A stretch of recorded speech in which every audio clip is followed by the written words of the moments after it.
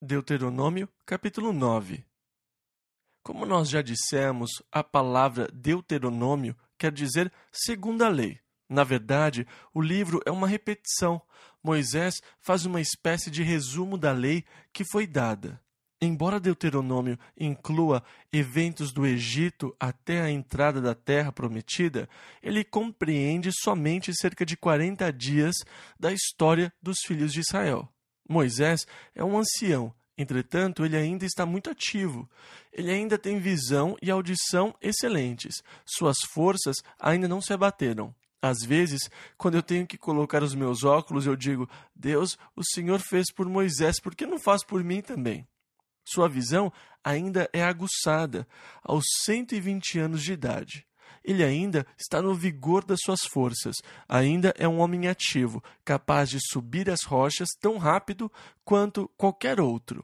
Mas Deus disse que ele não poderia entrar na terra prometida.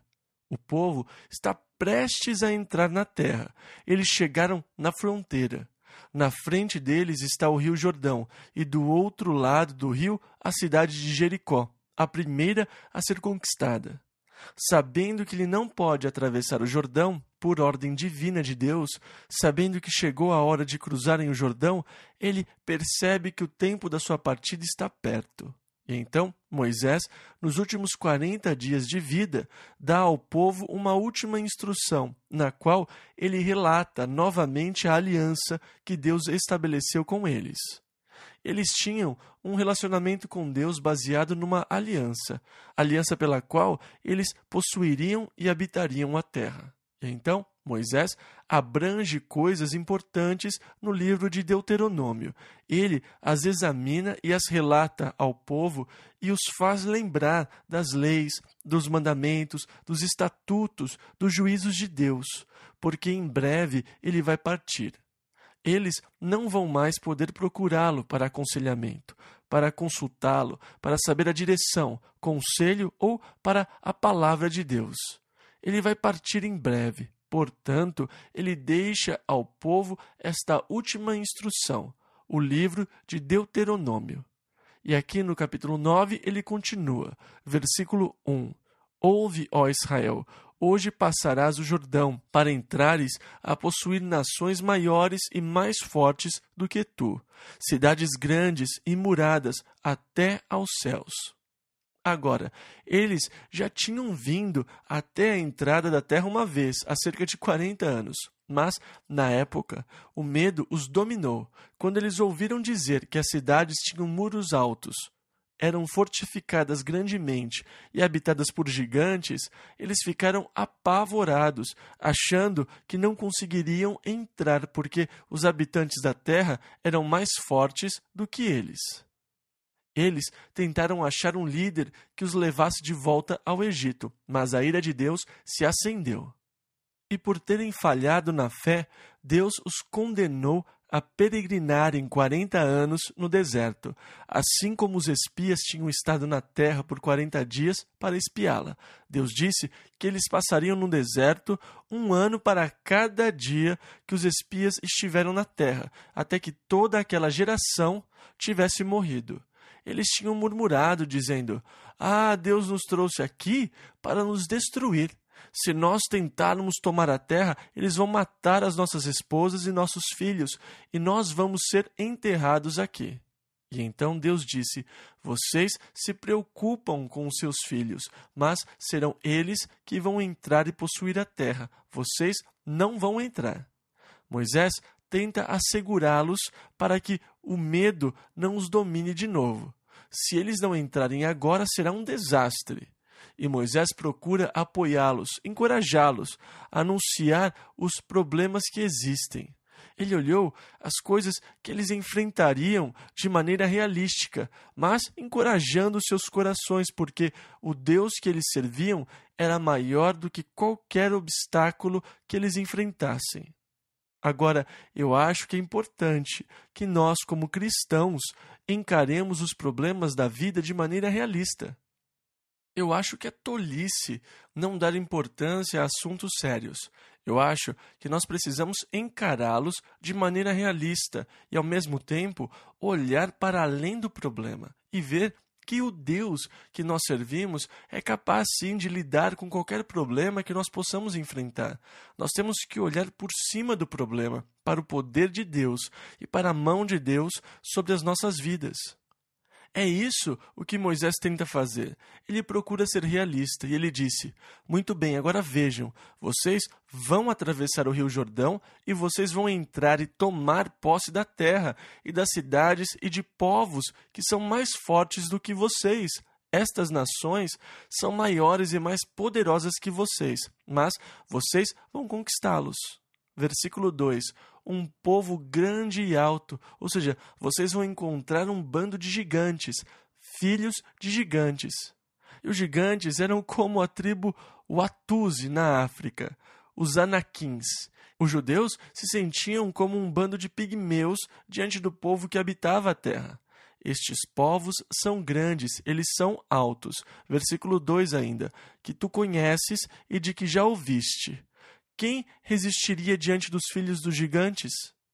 Vocês já ouviram esse comentário. Eles tinham dito: ah, mas eles são gigantes, quem pode ir diante deles? Versículo 3. Sabe, pois, hoje que o Senhor teu Deus, que passa adiante de ti. Veja, as nações são grandes, sim. Os povos são altos, sim. Eles são gigantes, sim. Mas o Senhor seu Deus vai na sua frente. E eu acho que muitas vezes nós ficamos assustados quando olhamos só para os problemas. Se nós olhamos só para os problemas que temos à nossa frente, nós perdemos a perspectiva. E é aí que erramos, quando deixamos de ver a grandeza e o poder de Deus. É impressionante como o problema parece enorme quando nós estamos perto dele. Na verdade, nós perdemos a perspectiva e não vemos nada mais a não ser o nosso problema quando estamos muito perto dele. Nessa hora, a tendência é nos esquecermos de Deus. Nós perdemos Deus de vista. Nós jamais devemos perder Deus de vista. O Sol tem 1.400.000 quilômetros de diâmetro. Ele é 1.200.000 vezes maior que a nossa Terra. Mesmo sendo tão grande, você pode bloqueá-lo com algo tão pequeno como uma capa de óculos. Embora grande, um pequeno objeto pode bloquear a visão do Sol se estiver bem perto de você. Se você ficar muito perto do problema, tudo o que você vê é o seu problema. Mas Deus é tão grande quanto o universo. Ele enche o universo inteiro, mas nós não conseguimos vê-lo. Os meus problemas acabam me cegando. Agora, Moisés fala dos problemas, mas ele diz ao povo que não se preocupem, porque o Senhor teu Deus passa adiante de ti. E nós lidamos com um inimigo forte e poderoso, muito mais forte do que nós. Nós não podemos nos comparar com o poder de Satanás. E você pode se envolver e ficar tão intimidado pelo poder dele que você acaba perdendo a visão do poder de Deus. Mas nós lemos em 1 João 4,4: maior é o que está em vós do que o que está no mundo. Você não pode se comparar com Satanás, e Satanás não pode ser comparado com Deus. E é o Senhor teu Deus que passa adiante de ti, que luta as suas batalhas, que desapropria a terra dos seus inimigos. Nós precisamos nos lembrar do Senhor e do seu poder. Versículo 3. O Senhor teu Deus, que passa adiante de ti, é um fogo consumidor, que os destruirá e os derrubará de diante de ti. E tu os lançarás fora, e cedo os desfarás, como o Senhor te tem falado. Agora, ele disse que eles vão entrar na terra e Deus vai lançar fora o inimigo. Ou seja, vocês vão tomar posse da terra e destruí-los. Mas cuidado com a autojustiça, para que vocês não digam: bem, Deus fez isso por nós, porque nós somos muito justos. A justiça própria é uma coisa terrível e ela se incorpora muito facilmente a nós. Tem uma coisa perversa, sabe, na nossa natureza, que nos faz desejar que as pessoas pensem que nós somos mais justos do que realmente somos. Esta é uma das características da nossa natureza. Nós queremos que as pessoas pensem que somos gigantes espirituais, que nós andamos perto de Deus. E muitas vezes nós temos uma tendência perversa de nos revestir de uma aura de justiça. Nós tentamos parecer muito justos, santos e devotos. Nós queremos que as pessoas pensem que nós somos extremamente santos. Eu sou tão santo que Deus pode me usar, e eu entendo por que Ele não usa você. Quando Pedro e João estavam entrando no templo, na hora da oração, um homem pedia esmolas, e Pedro disse: "Olhe para mim, meu amigo." E o homem olhou para ele, esperando receber alguma coisa, mas Pedro disse: "Eu não tenho prata nem ouro." Engraçadinho, então por que você me disse para olhar para você? E Pedro completou: "O que eu tenho, isso te dou. Em nome de Jesus Cristo o Nazareno, levanta-te e anda." Pedro pegou o homem pela mão direita e o levantou. Imediatamente, ele recebeu força nos pés e tornozelos. Ele começou a andar e a pular, correndo pelo templo, andando, saltando e louvando a Deus. Depois de sair pelo templo andando, pulando e louvando a Deus, quando ele estava passando, algumas pessoas disseram: "Este aí não é o homem aleijado que há anos fica lá fora todos os dias? Olha, ele se parece muito com ele." Eu não sei, vamos ver. E uma multidão seguiu o homem, umas 5.000 pessoas.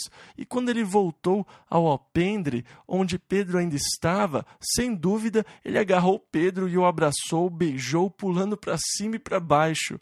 E as pessoas devem ter relacionado o milagre a Pedro. E Pedro disse: "Homens israelitas, por que olhais para nós como se por nossa própria virtude ou santidade fizéssemos andar este homem?" Neste momento, Pedro passou por um dos maiores riscos de todo o seu ministério. As pessoas olharam para ele como se ele fosse alguma criatura santa, justa. E com todas essas pessoas olhando para Pedro, com espanto e admiração, dizendo: "Pedro, eu posso tocar em você?"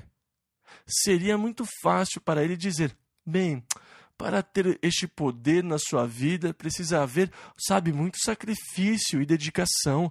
Você tem que se entregar completamente a Deus. Poucas pessoas são capazes de fazer os sacrifícios necessários para lidar com esse tipo de poder." O que acontece aqui? Ele está chamando a atenção para si, tirando a glória de Deus e colocando-a sobre si mesmo. Agora, muitos ministros fazem isso porque a nossa carne quer que as pessoas achem que nós somos alguma coisa especial, que nós somos algo santo, que nós estamos um pouco acima do normal na dedicação e consagração. A minha carne e o meu corpo são tão corrompidos que gostam de emitir uma aura de justiça ao meu redor para que as pessoas achem que eu sou muito, muito santo. Mas este é um perigo constante para qualquer um no ministério, para qualquer um que experimente a obra de Deus na sua vida. Porque as pessoas estão propensas a olhar para um instrumento em vez de olhar para Deus, que é quem usa o instrumento, e elas começam a dar glória e crédito ao instrumento em vez de Deus. Por isso, o instrumento tem que tomar muito cuidado para que não receba a glória, para que não receba o crédito. E o apóstolo Paulo disse lá em 1 Coríntios, capítulo 9, versículo 24, "Antes subjugo o meu corpo." O que é subjugar? Submeter, manter sob o controle do Espírito Santo.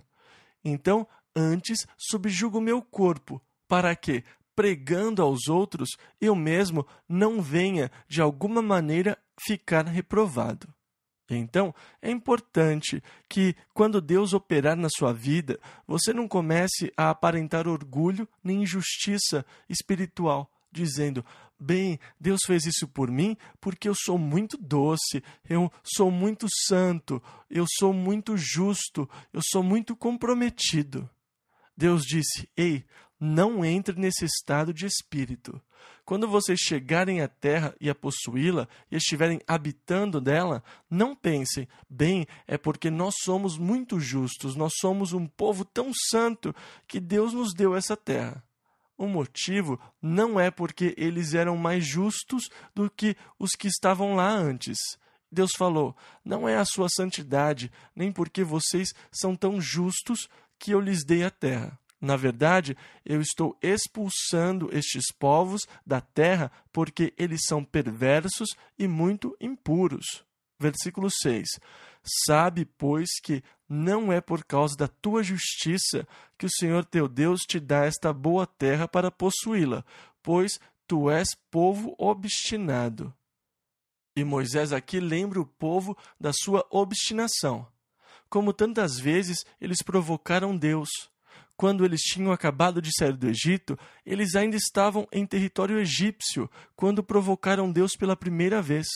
E por todo o caminho eles continuaram a provocar Deus. Então, Moisés os lembra de como ele teve que interceder, mais de uma vez, para que Deus não os destruísse. Ele os lembra que queimou o bezerro. Ele fala de Taberá, de Massá e Quibrote Ataavá.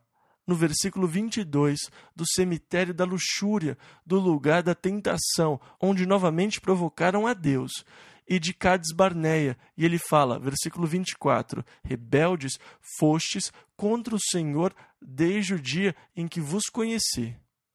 Desde o começo. Portanto, não é por causa da sua justiça que o Senhor tem feito isto, nem por causa da retidão dos seus corações. Na verdade, Deus fez uma promessa aos seus pais, a Abraão e a Jacó. E Deus está cumprindo a promessa que fez a eles. Mas vocês são um bando de gente rebelde e teimosa.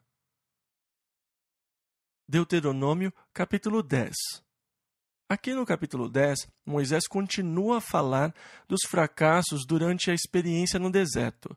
No capítulo 9, ele os lembrou de quando Deus lhes deu a lei nas tábuas de pedra. Quando ele desceu do monte, viu que o povo tinha feito bezerro de ouro e o adorava, e que as tábuas da lei foram quebradas. E agora, aqui no capítulo 10, Moisés diz que o Senhor o mandou fazer mais 2 tábuas de pedra, como as primeiras, e durante outros 40 dias e 40 noites jejuou no monte, diante de Deus. Versículo 4.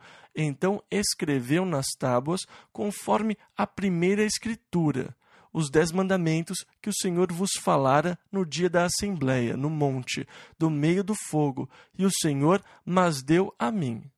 E ele fala como o Senhor os guiou, e no versículo 12 ele faz uma pergunta. Agora, pois, ó Israel, que é que o Senhor teu Deus pede de ti? E esta é uma pergunta com a qual todos nós deveríamos nos preocupar. O que Deus pede de mim?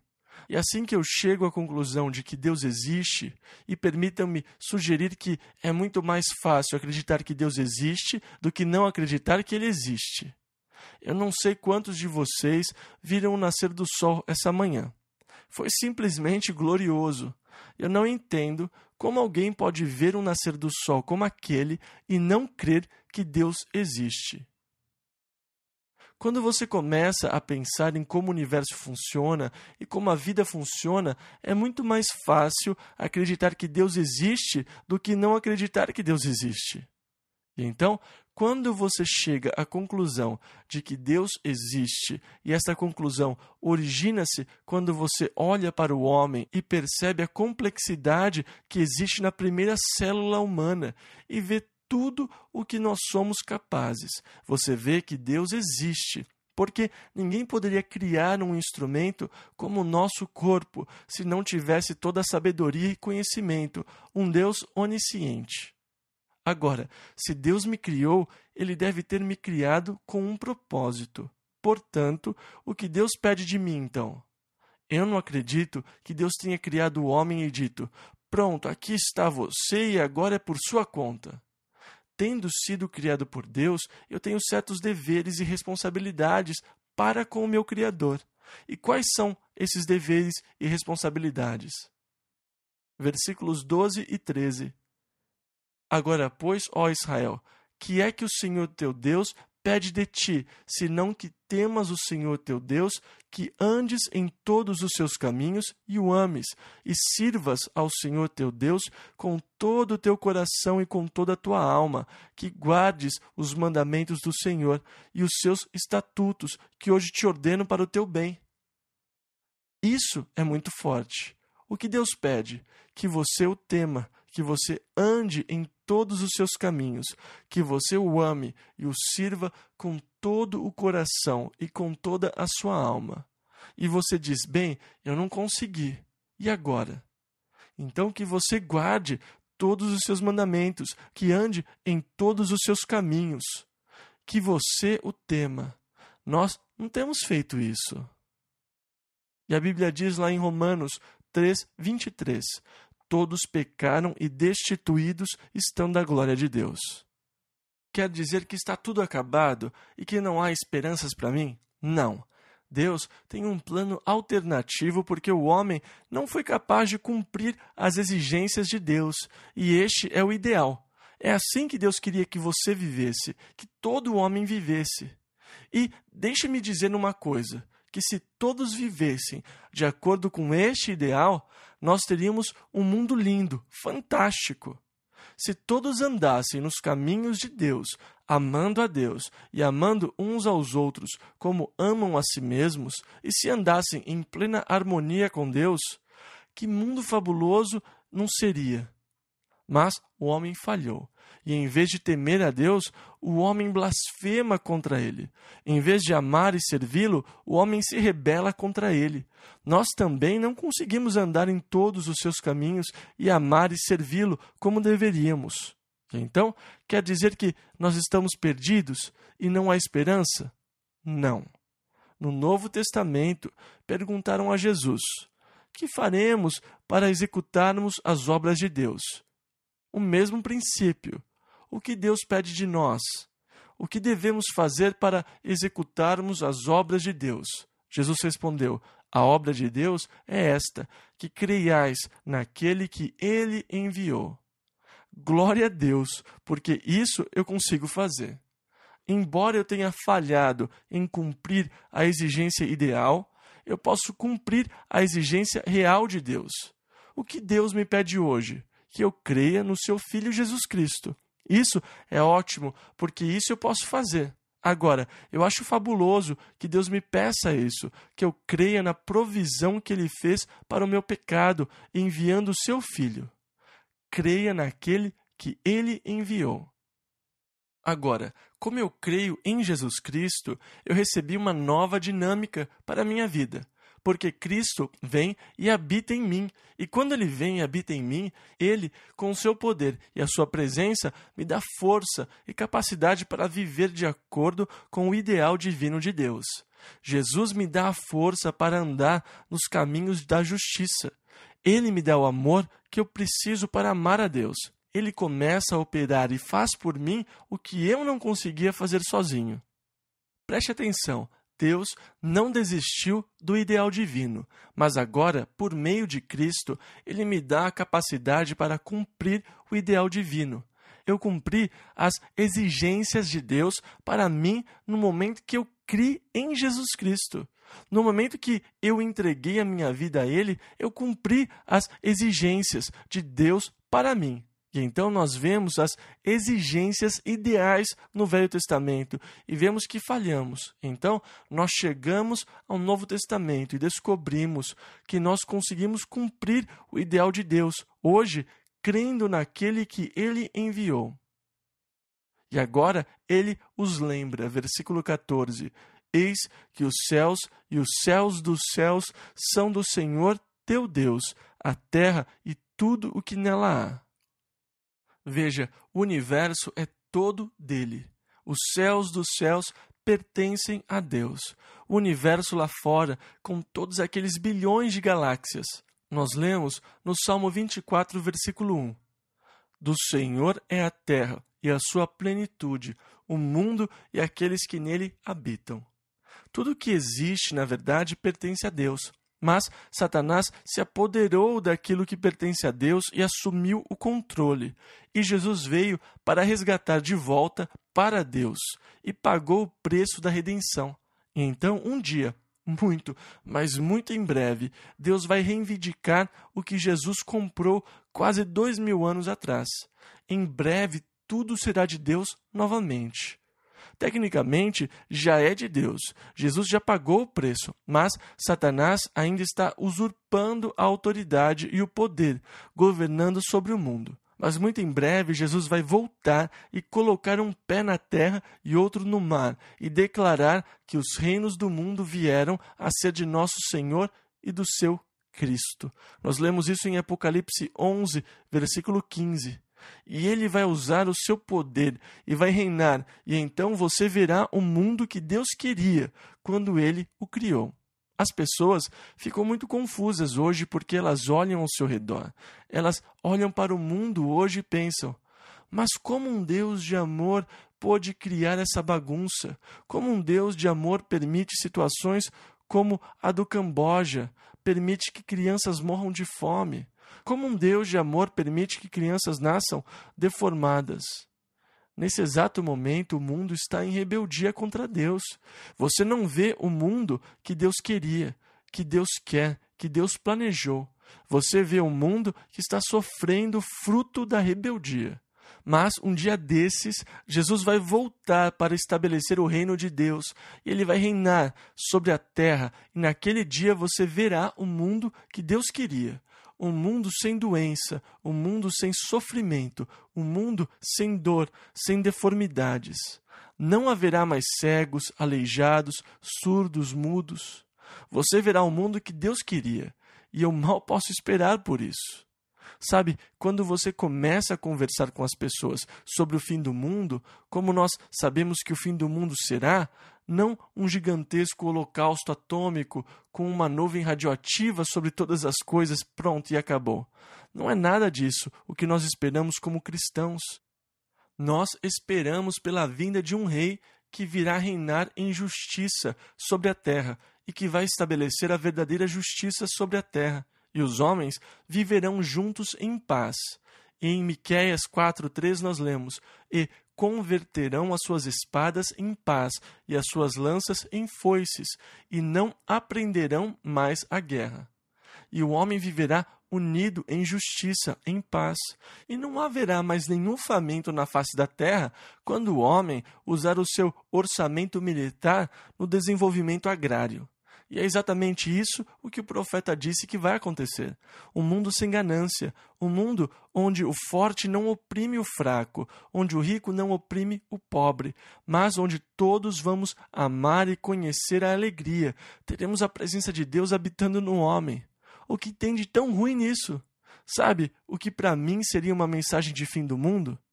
Irmãos, preparem-se, vocês têm que passar por isso, não há saída. Este, para mim, seria um profeta do fim do mundo. Mas declarar que essa bagunça em breve vai acabar não é uma mensagem de fim do mundo. É uma mensagem de glória, é uma mensagem de esperança e é a mensagem da palavra de Deus que eu tenho que dar a vocês. Graças a Deus que nós estamos chegando ao fim do caos que o homem criou aqui na terra. E nós vamos ver o estabelecimento do justo reino de Deus. Os céus e os céus dos céus são do Senhor teu Deus, a terra e tudo o que nela há, e ele vai reivindicá-la muito em breve. Versículos 15 e 16. Tão somente o Senhor se agradou de teus pais para os amar, e a vós, descendência deles, escolheu, depois deles, de todos os povos como neste dia se vê. Circuncidai, pois, o prepúcio do vosso coração, e não mais endureçais a vossa cerviz. Não sejam mais rebeldes. Agora, o ritual da circuncisão foi dado a Abraão e deveria ser algo espiritual. A ideia era cortar a vida carnal. Você não deveria viver segundo a carne, você deveria viver segundo o Espírito. A circuncisão era a marca de um povo que deveria ser um povo espiritual, um povo de orientação e mente espirituais, em contraste com o homem natural do mundo, cuja mente é materialista e ligada às necessidades físicas. O povo de Deus não deveria ser um povo dominado pelas coisas materiais, pelas coisas carnais. Eles deveriam ser um povo dominado pelas coisas espirituais, e o sinal da aliança espiritual com Deus era a circuncisão. Agora, eles guardaram a aliança de maneira física, não espiritual. E Paulo mostra a inconsistência de manter o ritual fora da realidade. E é possível que as pessoas hoje tenham rituais religiosos, mas não tenham relacionamento real com Deus. Elas passam pelos rituais sem sinceridade. E isso acontecia na igreja de Éfeso. Eles simulavam e não tinham sinceridade. E Jesus disse lá em Apocalipse 2, versículo 4, deixaste o teu primeiro amor. E é possível que as pessoas hoje estejam como os filhos de Israel, que confiavam nos rituais externos, quando, na verdade, Deus estava interessado na obra que ocorria no coração. E então ele diz, circuncidai, pois, o prepúcio do vosso coração. E Paulo fala sobre isso no capítulo 2 de Romanos. Ele diz, a verdadeira circuncisão não é da carne, mas do coração. Quando o meu coração está alienado da vida da carne, ele não anseia mais pelas coisas carnais. Ele passa a ser um coração segundo Deus. Como disse Davi, lá no Salmo 42, versículo 1. Como o servo brama pelas correntes das águas, assim suspira a minha alma por ti, ó Deus. E também lemos no Salmo 143, versículo 6. A minha alma tem sede de ti, como terra sedenta. São pessoas assim que Deus quer, que buscam as coisas do Espírito, inclinadas para as coisas do Espírito, que têm sede de Deus nas suas almas e nas suas vidas e que querem viver uma vida espiritual dedicada a Ele. E Ele os encoraja a que busquem a vida espiritual. Versículo 17. Pois o Senhor vosso Deus é o Deus dos deuses e o Senhor dos senhores, o Deus grande, poderoso e terrível. E o sentido da palavra terrível aqui quer dizer maravilhoso, no sentido arcaico. Versículo 17. Que não faz acepção de pessoas, nem aceita recompensas. A palavra terrível mudou com o uso da linguagem, desde que a Bíblia foi traduzida. E dessa forma a palavra seria melhor traduzida como maravilhoso. Quando nós dizemos terrível, queremos dizer alguma coisa trágica, horrível, grotesca, não é assim? Mas aqui é arcaico, ele quer dizer impressionante. Versículo 19 ao 21. Por isso, amareis o estrangeiro, ao Senhor teu Deus temerás, a ele servirás, e a ele te chegarás, e pelo seu nome jurarás. Ele é o teu louvor e o teu Deus, que te fez estas grandes e terríveis coisas que os teus olhos têm visto. Ele os encoraja a temer, a reverenciar, a servir, a louvar, a amar, a entregar as suas vidas a Deus. Deuteronômio, capítulo 11. Aqui no capítulo 11, Moisés continua com as suas exortações, quando eles estão prestes a entrar na terra. E ele os lembra novamente dos milagres que Deus fez por eles, quando os tirou do Egito. O que Deus fez a Faraó e a sua terra, como ele destruiu os exércitos do Egito no Mar Vermelho e como ele cuidou deles, os alimentou, os guardou e os preservou por todo o deserto até este momento. E ele também fala do que Deus fez aos seus que se rebelaram, Datã e Abirão, quando a terra abriu e os engoliu. Versículos 7 ao 12. Porquanto os vossos olhos são os que viram toda a grande obra que fez o Senhor. Ou seja, vocês viram a obra de Deus. Guardai, pois, todos os mandamentos que eu vos ordeno hoje, para que sejais fortes, e entreis, e ocupeis a terra que passais a possuir, e para que prolongueis os dias na terra que o Senhor jurou dar a vossos pais e à sua descendência, terra que mana leite e mel, porque a terra que passas a possuir não é como a terra do Egito, de onde saíste, em que semeavas a tua semente e a regavas com o teu pé, como a uma horta, Mas a terra que passais a possuir é terra de montes e de vales, da chuva dos céus beberá as águas, onde haverá muitos rios e ribeiros, etc. Terra de que o Senhor teu Deus tem cuidado. E eu amo isso. Esse pedaço de terra, em particular, é a terra que o Senhor tem cuidado. Versículo 12 ainda. Os olhos do Senhor teu Deus estão sobre ela continuamente. Sempre que eu vou a Israel, eu gosto de pensar nesse versículo. Eu estou na terra que o Senhor tem cuidado. Os olhos do Senhor estão continuamente sobre este pedaço de terra. É a terra que Deus cuida. Agora, na verdade, ela não é a terra mais linda do mundo. E eu já estive em muitos lugares que eu acho que são mais bonitos do que Israel em relação à beleza física. É sério, no estado da Califórnia, você sobe a serra ao redor do Yosemite e há muitas belezas incomparáveis. Não há nada em Israel que se compare a elas. Mas ela é a terra onde Deus escolheu cumprir o seu plano de redenção para a humanidade e, portanto, é a terra que Deus estava interessado. Ela é a terra que Ele tem cuidado, porque é lá onde seu filho nasceria, onde seu filho andaria, onde o seu filho também ia morrer. Por isso, Deus estava interessado na terra. Os seus olhos estão sobre ela continuamente. Versículo 12 ao 15. Desde o princípio até o fim do ano. E será que, se diligentemente obedecerdes a meus mandamentos, que hoje vos ordeno, de amar ao Senhor vosso Deus e de o servir de todo o vosso coração e de toda a vossa alma, então darei a chuva da vossa terra a seu tempo, a temporã e a serôdia, para que recolhais o vosso grão, e o vosso mosto e o vosso azeite, e darei erva no teu campo aos teus animais, e comerás e farteás. E então, quando vocês chegarem à terra, se amarem e servirem a Deus, Ele os abençoará. A terra será abençoada. Haverá chuva na estação certa, a primeira e a última chuva. Haverá pasto verde para o gado, boas colheitas. Mas há uma exigência: amar e servir a Deus com todo o seu coração e com toda a sua alma. Versículo 16 ao 18.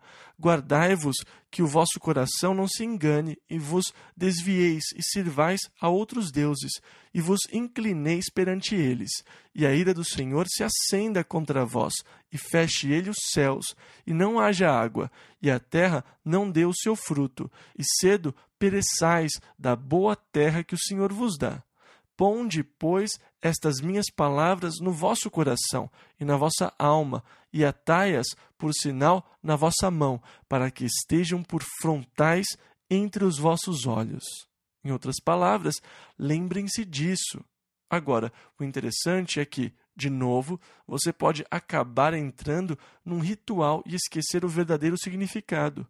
Eles ainda têm o ritual de prender os filactérios. Eles passam pelo ritual de prender a lei na mão, amarrar na testa uma caixinha que contém uma cópia da lei, pregar as mezuzas na porta e depois beijá-las.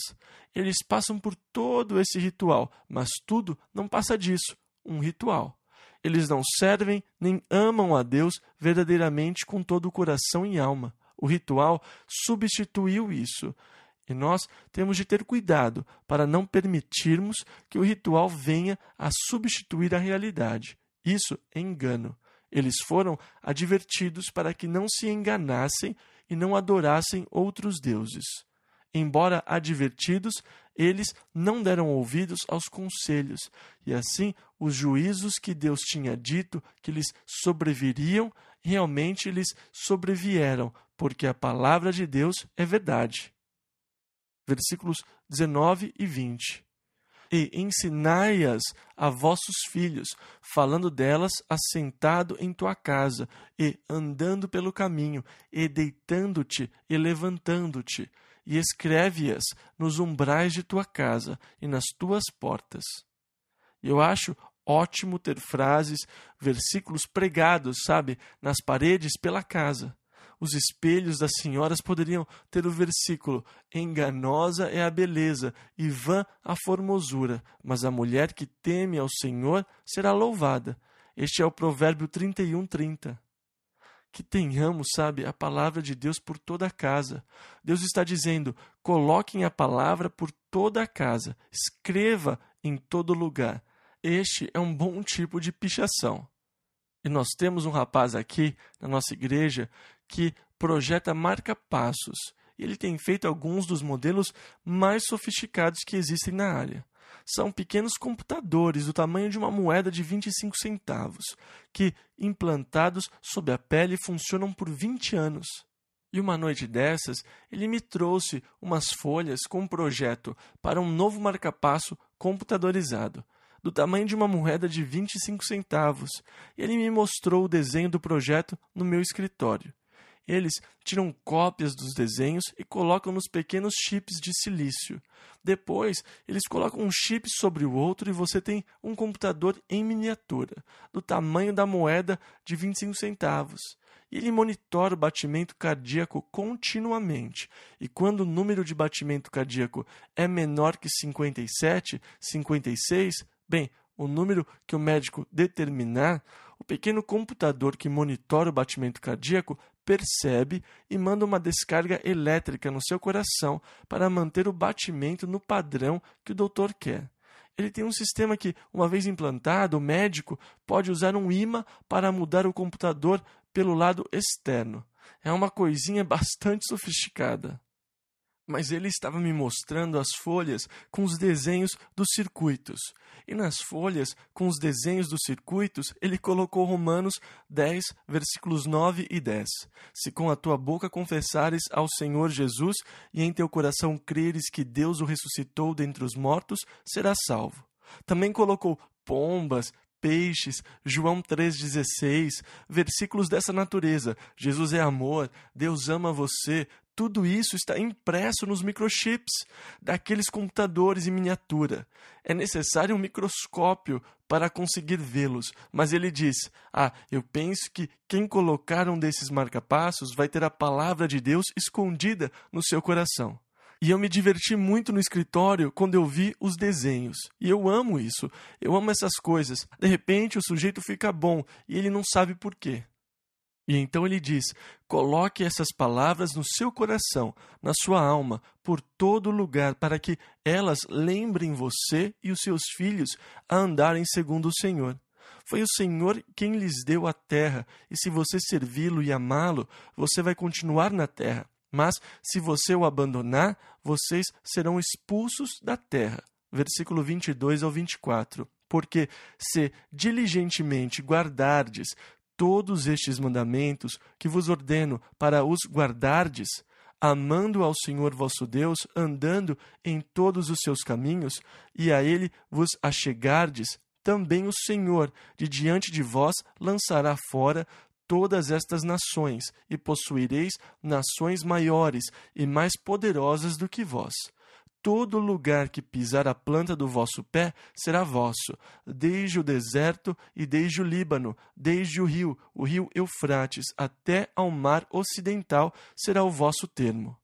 Na verdade, eles nunca conquistaram tudo o que Deus tinha dado a eles. Eles nunca tomaram posse de tudo o que era deles por decreto divino de Deus. E eu acho que é um infeliz paralelo com a nossa vida. Eu acho que nós nunca chegamos a tomar posse de tudo o que Deus tem ou faria por nós. É tudo nosso, e o que temos que fazer é entrar, reivindicar e tomar posse em fé. É triste porque as fronteiras foram estabelecidas por Deus, e tudo o que eles tinham que fazer era tomar posse, mas eles falharam e nunca possuíram tudo o que Deus tinha dado. Assim como é triste que muitas vezes nós falhamos em tomar posse do que Deus nos deu, e muitas vezes nós não tomamos posse por motivos diferentes, limitações intelectuais ou restrições que colocamos em Deus por causa das nossas pressuposições. Muitos motivos nos levam a deixar de entrar na plenitude do que Deus tem para as nossas vidas. Versículo 25 ao 28. Ninguém resistirá diante de vós, porque Deus estará com vocês. E ele disse: Eis que hoje eu ponho diante de vós a bênção e a maldição. A bênção, quando cumprirdes os mandamentos do Senhor vosso. Uma maldição, se não cumprirdes. É sempre assim. Deus coloca diante de você a bênção e a maldição. A escolha é sua. Você pode escolher o caminho da bênção de Deus para a sua vida, ou você pode escolher o caminho que vai levar a maldição de Deus sobre a sua vida. Deus não o amaldiçoa, a maldição já está no modo de vida. Deus diz que aquele modo de vida traz uma maldição. Agora, se você constantemente avisa a alguém de que o caminho que ele está tomando vai dar num buraco de areia movediça, e enquanto ele segue nesse caminho, todos dizem: cuidado, lá na frente tem um buraco de areia movediça.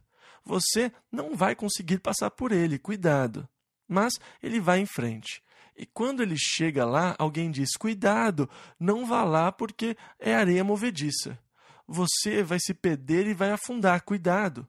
Mas ele ignora todos os avisos e segue o seu caminho e atola na areia movediça que havia e fica preso e afunda. E enquanto ele afunda, ele xinga todos que ele encontrou no caminho por não tê-lo parado. Isso está certo? É claro que não. Eles avisaram para onde o caminho levava. Agora, veja, Deus tem avisado onde o caminho vai dar. Não desobedeça, não se rebele contra ele. Deus disse: este caminho leva à destruição. Ele está avisando onde o caminho vai dar. Agora, se você vai para a destruição, não foi porque Deus o mandou para lá. Foi porque você deliberadamente foi contra a todos os esforços de Deus para mantê-lo longe de lá. Na verdade, Jesus Cristo, de certa forma, deitou-se diante das portas do inferno e você tem que passar por cima do seu corpo para chegar lá. Para ir para o inferno, você tem que pisar no Filho de Deus e considerar profano o sangue da aliança pela qual ele foi santificado. Ele fez de tudo para impedi-lo, colocando-se no seu caminho, fazendo você ter que pisar sobre ele para chegar lá.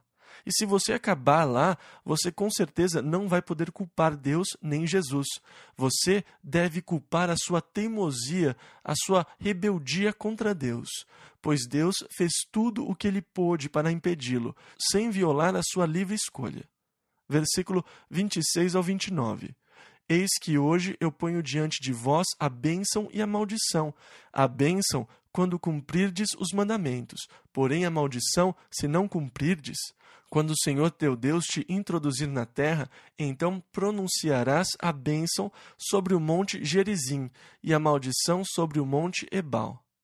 Agora, eles vão chegar à terra e no meio da terra, no lugar onde Abraão esteve assim que chegou, no lugar onde Jacó viveu e onde cavou um poço, na região de Siquém, no lado sul, fica o monte Gerizim. Ao norte fica o monte Ebal. E quando eles chegassem à terra, parte dos homens deveria subir no monte Gerizim e gritar as bênçãos da terra e as condições para a bênção ao povo que estivesse no vale entre os dois montes. Os homens iriam gritar: bendito serás no campo, e o povo diria: amém, e nas cidades: amém. Eles iriam gritar as bênçãos, e no Monte Ebal estaria outro grupo de homens que iria gritar as maldições que sobreviriam se eles desobedecessem.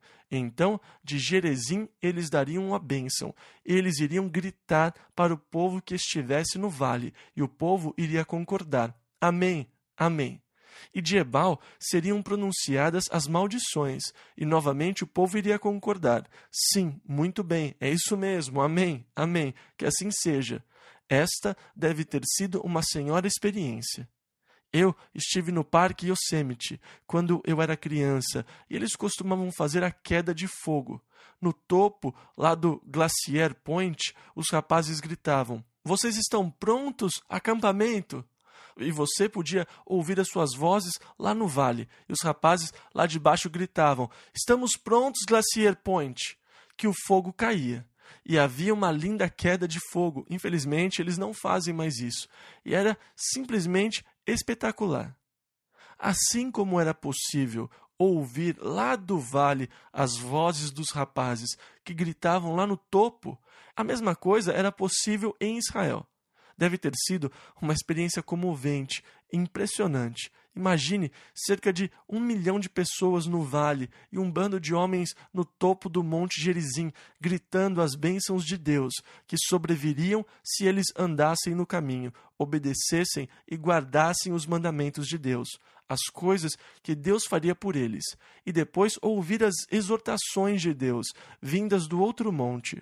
O objetivo era que aquilo ficasse marcado na mente do povo, para que eles não esquecessem, mas, infelizmente, eles se esqueceram. Deuteronômio, capítulo 12. Aqui, no capítulo 12, Moisés dá as condições pelas quais eles poderiam desfrutar das bênçãos da terra. Em primeiro lugar, eles deveriam destruir totalmente todos os lugares onde as nações da terra adoravam. Eles deveriam destruir todos os bosques, todos os lugares altos, todos os altares, todos os deuses que eles serviam. Tudo tinha que ser completamente destruído para que eles não tivessem nenhuma curiosidade nem lembrança daqueles deuses. Versículo 3 ao 5. E derrubareis os seus altares, e quebrareis as suas estátuas, e os seus bosques queimareis a fogo, e destruireis as imagens esculpidas dos seus deuses, e apagareis o seu nome daquele lugar. Assim não fareis ao Senhor vosso Deus, mas o lugar que o Senhor vosso Deus escolher de todas as vossas tribos, para ali pôr o seu nome, buscareis para a sua habitação, e ali vireis. Agora Deus disse: quando vocês chegarem à terra, eu mostrarei o lugar onde vocês vão para me adorar. Vocês não podem me adorar em qualquer lugar. Vocês não podem me adorar nos montes nem nos bosques, e assim por diante. Agora, os gregos sempre procuravam as colinas. Eles adoravam a Deus no topo das colinas, nas acrópolis, nas rochas, e os lugares altos das cidades eram sempre os lugares onde os templos gregos eram construídos. E então, nas religiões da antiguidade, era uma prática comum construírem altares ou lugares de adoração no topo das montanhas, ou plantar bosques para adoração. Mas a adoração daqueles deuses era sempre uma adoração libertina, baseada nas capacidades de reprodução sexual, porque o mistério da vida e da criação da vida na reprodução era algo que sempre os impressionou e os maravilhou. Era um mistério para eles, e sem dúvida é um mistério muito lindo mesmo. Eles eram muito mais próximos a isso do que nós. Eles eram mais próximos ao nascimento e à vida em muitos aspectos do que nós somos. E para eles aquilo era impressionante e maravilhoso. E dessa forma, eles adoravam os princípios da reprodução e as capacidades reprodutoras. E a adoração dos seus deuses envolvia relações e a intenção de reprodução, e assim por diante. Isso era só uma parte do sistema corrompido de adoração, do modo corrompido de adorar a Deus, fazendo de Deus uma criatura como o homem, o que na verdade é feito pelos Mórmons, de certa forma. Seu Deus é um homem que veio à Terra com uma das suas esposas celestiais e se reproduziu de forma humana, formando as primeiras pessoas. Os próprios Mórmons serão deuses e sairão e se reproduzirão, e nisso nós podemos ver uma semelhança aí. Agora, quando vocês chegarem à Terra, eu vou escolher o lugar. Vocês não vão adorar a Deus em qualquer lugar. Versículos 6, 8 e 9. E ali trareis os vossos holocaustos, os dízimos, a oferta alçada da vossa mão, e assim por diante. Não fareis conforme a tudo o que hoje fazemos aqui, cada qual tudo o que bem parece aos seus olhos, porque até agora não entrastes no descanso e na herança que vos dá o Senhor vosso Deus. Agora, hoje, vocês adoram a Deus e cada um adora como quer, mas vocês não entraram no descanso da herança. Versículo 10 ao 12. Mas passareis o Jordão e habitareis na terra que vos fará herdar o Senhor vosso Deus, e vos dará repouso de todos os vossos inimigos em redor, e morareis seguros. E então haverá um lugar que escolherá o Senhor vosso Deus para ali fazer habitar o seu nome. Ali trareis tudo o que vos ordeno, e vos alegrareis perante o Senhor vosso Deus. Agora, Deus quer que você se alegre diante dele. Eu sinto muito pelas igrejas onde o povo se sente inibido para adorar ou se alegrar no Senhor, onde a adoração é tão solene que não há verdadeira alegria nos corações. Eu amo esse sentimento, sabe, que nós temos quando nos alegramos no Senhor, quando damos graças e louvor a Deus pela sua bondade. E Deus queria que o povo se alegrasse nele. Ele quer que você se alegre nele, mas ele iria determinar um lugar para isso. Agora, o primeiro lugar escolhido foi Betânia, mas depois eles o mudaram para Jerusalém.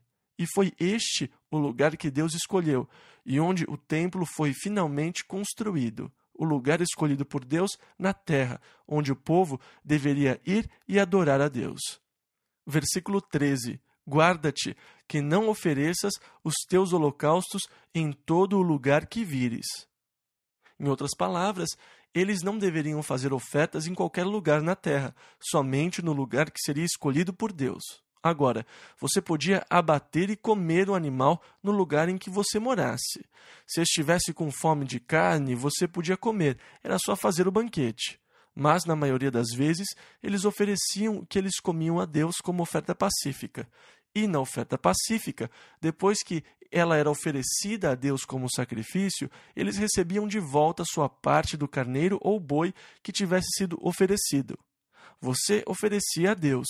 Eles queimavam a gordura e outras partes como aroma suave a Deus, com aquele cheiro de carne de churrasco, e você recebia a sua parte. Você se sentaria para comer com Deus e teria comunhão com Ele. Deus comia uma parte, ela era sacrificada e a fumaça subia como oferta a Deus, e a ideia era você se sentar para comer com Deus, para ter comunhão com Ele. E então, na maioria das vezes, você faz carneiro para o jantar. Ótimo! Você leva o seu carneiro até o sacerdote. Ele o oferece como sacrifício a Deus. E depois, você assa a sua parte e toma uma refeição com Deus. E dessa forma, você tem consciência da comunhão com Deus sempre que comer. A ideia de comer com Deus é ter comunhão com Ele. Eu estou me relacionando com Ele durante a refeição. E isso era muito lindo. Agora, quando chegarem à terra, eles vão se espalhar para todos os lados e não poderão levar o boi até o sacerdote toda vez que quiserem comer carne. Você não pode ir a Jerusalém toda hora. Então, comam em suas cidades. Você pode comer, mas sem oferecer o animal como sacrifício a Deus. Você não pode fazer uma oferta queimada em casa. Só quando você for a Jerusalém você pode fazer sua oferta pacífica. Então, quando você for a Jerusalém, você poderá fazer uma oferta ao Senhor e comer a sua parte. Versículo 16. Tão somente o sangue não comereis, sobre a terra o derramareis como água. E isto era para ser algo perpétuo para eles, pois a vida da carne está no sangue. Portanto, eles tinham de derramar todo o sangue da carne antes de poder comê-la. Depois, Moisés diz quais os animais eles podem comer nas suas cidades. Tudo o que desejaram dentre os animais limpos. Versículo 18. Mas os comerás perante o Senhor teu Deus, no lugar que escolher o Senhor teu Deus. Ou seja, se você os oferecer como sacrifício, oferta voluntária pacífica, você tem que comer no lugar determinado por Deus. Versículo 18 e 20. Perante o Senhor teu Deus te alegrarás. E novamente ele diz, em tudo em que puseres a tua mão. Quando o Senhor teu Deus dilatar os teus termos, como te disse e disseres, comerei carne, porquanto a tua alma tem desejo de comer carne, conforme a todo o desejo da tua alma comerás carne. Mas certifique-se que você não coma do sangue, porque o sangue é a vida, e você não pode comer a vida da carne. Versículo 28 e 30. Guarda e ouve todas estas palavras que te ordeno, para que bem te suceda. Guarda-te que não te enlaces, seguindo os deuses da terra que vocês vão possuir. Que cilada se tornou a adoração desses deuses para o povo. Versículo 30. Você pode ficar curioso e dizer, como estas nações servem aos seus deuses? E agora Deus diz, eu não quero nem que você fique curioso sobre isso. Vão e acabem com eles, e não fiquem se perguntando: como é que eles adoram os seus deuses? Sabe, algumas pessoas têm uma curiosidade fora do normal sobre outras religiões. Como é que eles adoram? E é perigoso estudar o espiritismo, o espiritualismo para descobrir o que eles fazem. É curiosidade ruim, perigosa. Ela pode se tornar uma armadilha. Versículo 31. Assim não farás ao Senhor teu Deus, porque tudo o que é abominável ao Senhor e que ele odeia, fizeram eles a seus deuses. Eles fizeram todo tipo de coisas abomináveis e odiosas. Tudo o que Deus odeia, eles fizeram aos seus deuses. Versículo 31. Pois até seus filhos e suas filhas queimaram no fogo aos seus deuses. O sacrifício humano infantil era muito comum. Eles queimavam as crianças no fogo. Eles aqueciam os deuses de ferro até que eles ficassem incandescentes e colocavam as crianças nos braços estendidos dos ídolos e as deixavam queimar até a morte enquanto adoravam seus deuses. E Deus disse: eles fizeram tudo o que é abominável e que eu odeio na adoração dos seus deuses. Vocês não vão fazer isto, nem mesmo ficar curiosos. Versículo 32. Tudo o que eu te ordeno observarás para fazer, nada lhe acrescentarás, nem diminuirás. Agora, repetidas vezes, Deus nos adverte sobre o erro de acrescentar ou diminuir ao que ele ordenou. Deuteronômio, capítulo 13. Agora, aqui no capítulo 13, Moisés adverte sobre falsos profetas.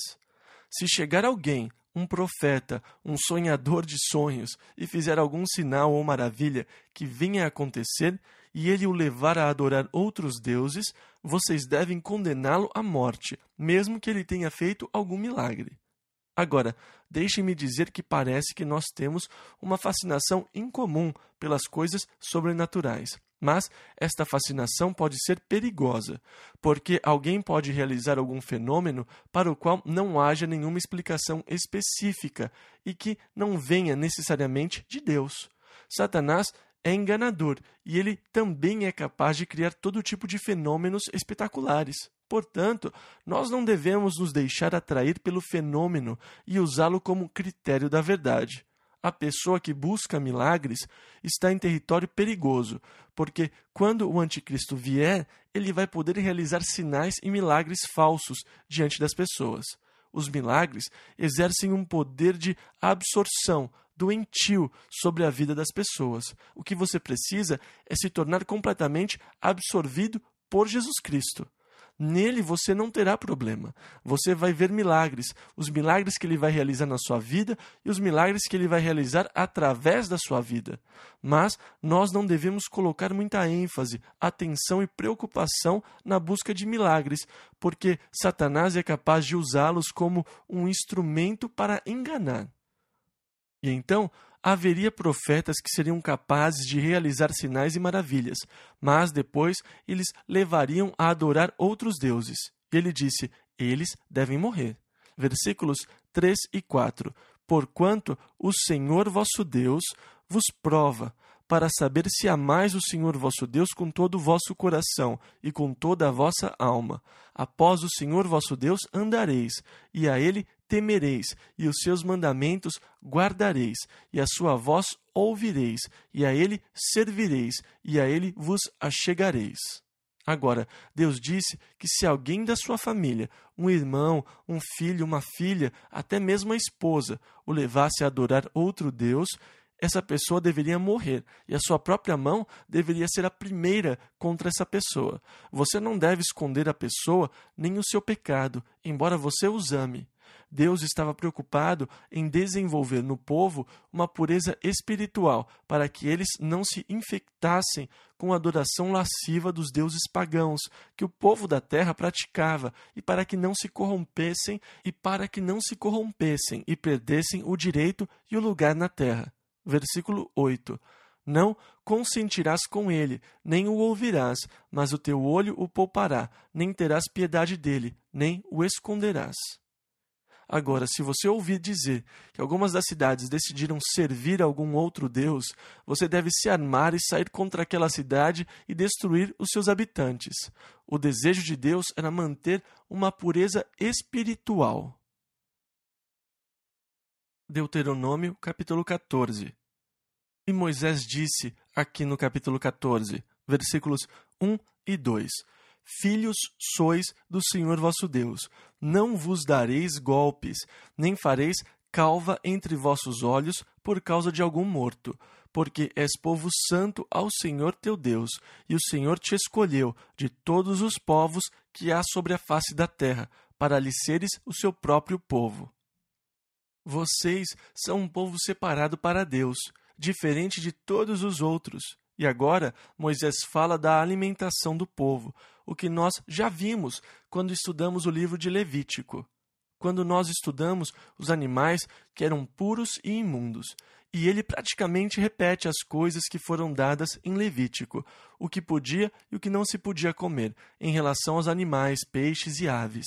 Vocês não devem comer nada que morra de morte natural. Agora, vocês podem dar ou vender a estranhos, mas não devem comê-los. Versículo 23. E perante o Senhor teu Deus, no lugar que escolher para ali fazer habitar o seu nome, comerás. Agora, se você estiver muito longe de Jerusalém e não der para levar o animal com você, venda o animal e leve o dinheiro com você. Quando chegar a Jerusalém, compre a sua carne, ofereça como sacrifício e coma. Faça um grande banquete diante de Deus. Você não tem que arrastar o seu boi de Dan até Jerusalém. Venda-o e quando chegar a Jerusalém, compre outro e coma o que quiser. Faça uma festa, desfrute a refeição e tenha comunhão com Deus. Deuteronômio, capítulo 15.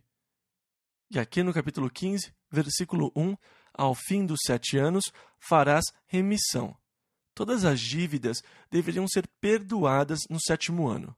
Agora, você não deveria exigi-la depois do 7º ano. Você não deveria cobrá-la, exceto de um estrangeiro ou um estranho. Deles, você poderia cobrar, mas a dívida dos filhos de Israel deveria ser totalmente perdoada. Outra coisa, digamos que fosse o 6º ano. O 7º ano está muito perto e alguns poderiam dizer: eu gostaria de pedir um dinheiro emprestado. Você não deveria pensar: estamos no 6º ano. Eu não quero emprestar para ele porque daqui a 8 meses a dívida vai ser perdoada. Moisés disse para não pensar isso. Se ele for pobre, empreste o dinheiro. Agora, Deus está interessado no bem-estar do pobre. E aqui ele está protegendo o pobre. Se o pobre o procurar e precisar de ajuda, você não deve pensar: estamos perto do 7º ano, eu não quero dar. Deus disse que é errado pensar assim. Vá em frente e empreste o dinheiro a ele e esqueça. Lemos em Provérbios, no capítulo 19, versículo 17. Ao Senhor empresta o que se compadece do pobre. Ele lhe pagará o seu benefício. E eu acho que é bom nos lembrarmos disso. Em vez de cobrar a dívida do pobre, diga: bem, eu emprestei ao Senhor e o Senhor vai recompensar. Agora, eu gosto de emprestar dinheiro a Deus. Eu acho que ele paga juros fantásticos. Ao Senhor empresta o que se compadece do pobre, porque Deus toma o partido do pobre. Deus toma o partido do pobre toda vez, e Ele está interessado no pobre da terra, porque eles sempre estarão conosco. O versículo 11 diz: pois nunca deixará de haver pobres na terra. Sempre haverá pobres. Jesus disse em Mateus 26, 11, sempre tendes convosco os pobres. Jesus citou Deuteronômio. Sempre haverá o pobre, portanto, nós devemos sempre ter compaixão e preocupação com o pobre. Agora, se você comprasse um escravo hebreu, homem ou mulher, eles o serviriam por 6 anos, mas no 7º ano você tinha de libertá-los. Versículo 13 ao 15. E quando o deixares ir livre, não o despedirás vazio. Liberalmente o fornecerás do teu rebanho, e da tua eira, e do teu lagar, e lembrar-te-ás de que foste servo na terra do Egito. Agora, se você tivesse um escravo, quando chegasse o 7º ano, na hora de libertá-lo, ele poderia ir até você e dizer: Sabe, eu gosto daqui. Você é um bom chefe, eu tenho segurança e gosto de trabalhar para você. E não quero ser livre. Eu quero continuar a ser seu escravo.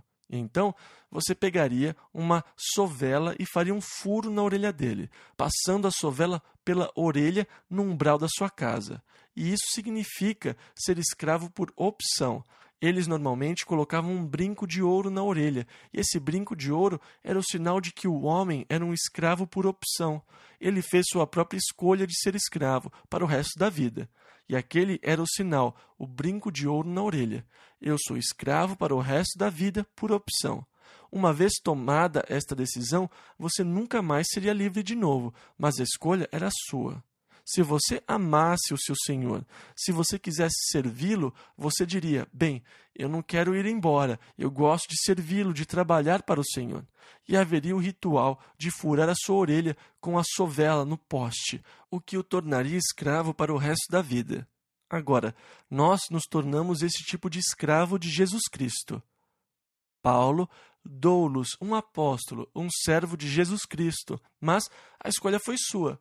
Senhor, eu amo servi-lo, eu quero servi-lo, eu não quero fazer outra coisa a não ser servi-lo. Eu quero servir pelo resto da minha vida. Um servo de Jesus Cristo. Que coisa linda é ser um servo do Senhor.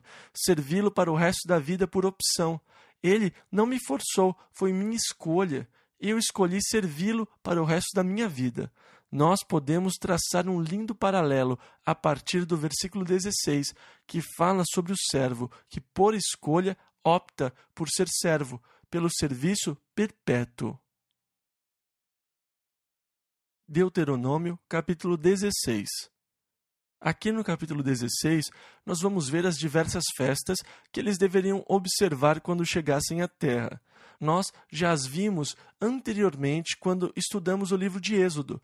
Eles deveriam observar a festa da Páscoa no primeiro mês, o mês de abril, com pães ázimos e todas as coisas relativas à Páscoa. Você não poderia observar a Páscoa em qualquer cidade da terra, só na cidade que Deus determinasse como lugar de adoração. Em outras palavras, eles tinham que ir a Jerusalém. Eles não podiam observar a Páscoa em qualquer cidade que quisessem. Eles deveriam observar a festa de Pentecostes, 7 semanas depois da Páscoa, mais um dia, no 50º dia. Seria observada a festa de Pentecostes, depois a festa da colheita e a festa dos tabernáculos, no 10º mês. Versículo 11. E te alegrarás perante o Senhor. Novamente a ordem para se alegrar, e no versículo 15, no final, por isso certamente te alegrarás. Deus não quer ninguém descontente quando for servi-lo. Deus quer que você o sirva com alegria. Deus quer que você dê com alegria. Paulo disse em 2 Coríntios, capítulo 9, versículo 7, Deus ama ao que dá com alegria. Por isso, a sua oferta nunca deve ser feita sob pressão, jamais sob coação. A sua contribuição para Deus deveria ser sempre feita de forma voluntária e com um coração alegre. Tudo o que você der para o Senhor, seja tempo, trabalho, o que seja, deveria ser sempre dado com um coração alegre. Se você não consegue dar com um coração alegre, então não dê. É melhor não dar do que dar e depois reclamar. Deus não suporta reclamação. Isso o irrita e eu entendo por quê. Eu já estive em situações que pessoas me ofereceram coisas e eu achei que estavam sendo sinceros, mas quando eu aceitei o que tinha sido oferecido, eu os ouvi reclamar. Gente, eu devolvi o mais rápido que pude. Olha, eu não preciso disso, pode ficar. Eu não quero nada que as pessoas não deem com sinceridade. Meu irmão e eu estávamos em Toledo, lá no estado de Ohio, conduzindo uma reunião. E o pastor da igreja nos convidou para jantar em sua casa. E sabe, eu gosto de leite. Eu gosto muito de tomar leite. Ele encheu meu copo e eu tomei tudo, porque eu gosto de tomar leite. Depois que eu tomei o segundo copo, ele falou, parece que nós não vamos ter leite para o bebê. Gente, eu me senti péssimo. Eu não queria tirar o leite da boca do bebê dele. E eu realmente me senti péssimo por ter bebido o leite. E então eu saí, comprei leite e levei até a casa dele e disse, pronto, agora você tem leite para o seu bebê. Eu não aguento quando as pessoas reclamam depois que dão alguma coisa. Agora, se você não quer que eu tome leite, não coloque no meu copo, porque se você colocar leite no meu copo, eu vou beber, e se você me oferecer outro copo, eu vou aceitar e vou tomar. E dessa forma, se você não consegue ter um coração livre e generoso, não ofereça. O leite vira coalhada no meu estômago quando eles começam a reclamar do leite que eu bebi. E com Deus acontece o mesmo. Ele não suporta quando as pessoas reclamam sobre o que elas ofertam. É por isso que ele enfatiza constantemente o livre-arbítrio, a livre escolha. Determine no seu coração e dê com muita alegria. Deus ama quem dá com muita alegria. E é assim que Deus quer que você dê a Ele.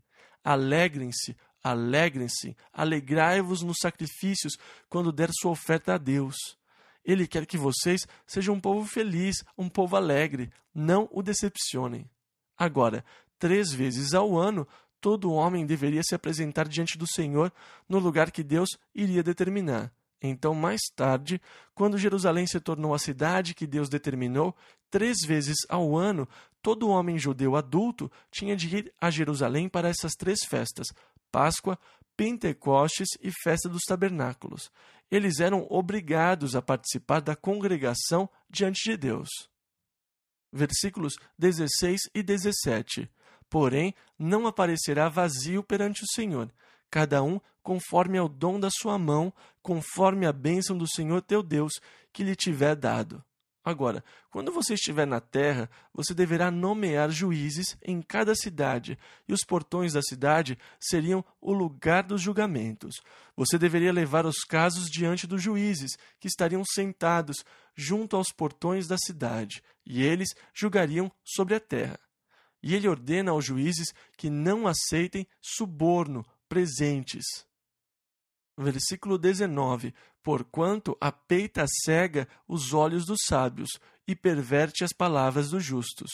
E agora Deus termina as exortações dadas no capítulo 16, declarando aqui no versículo 22, nem levantarás imagem, a qual o Senhor teu Deus odeia.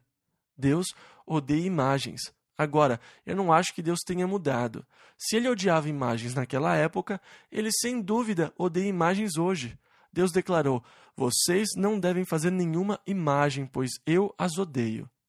Uma imagem é sempre um sinal de deterioração da vida espiritual, porque a imagem serve como um lembrete.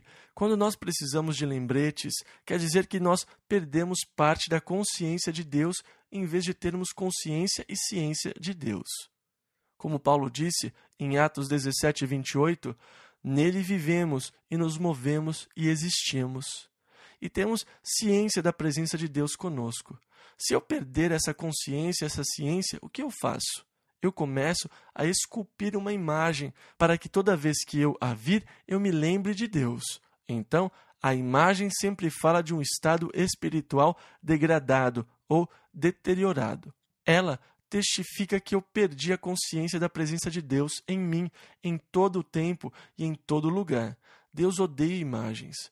Eu acho que é triste que haja imagens em muitas igrejas e catedrais, porque Deus as odeia. E eu vou parar por aqui agora. Vamos ficar em pé? Que o Senhor esteja com vocês e os abençoe e os guarde. Que Ele renove em vocês a consciência da sua presença e que vocês experimentem a obra renovada de Deus nas suas vidas. Que nessa semana vocês andem diante dele no caminho da justiça, de maneira que o agrade.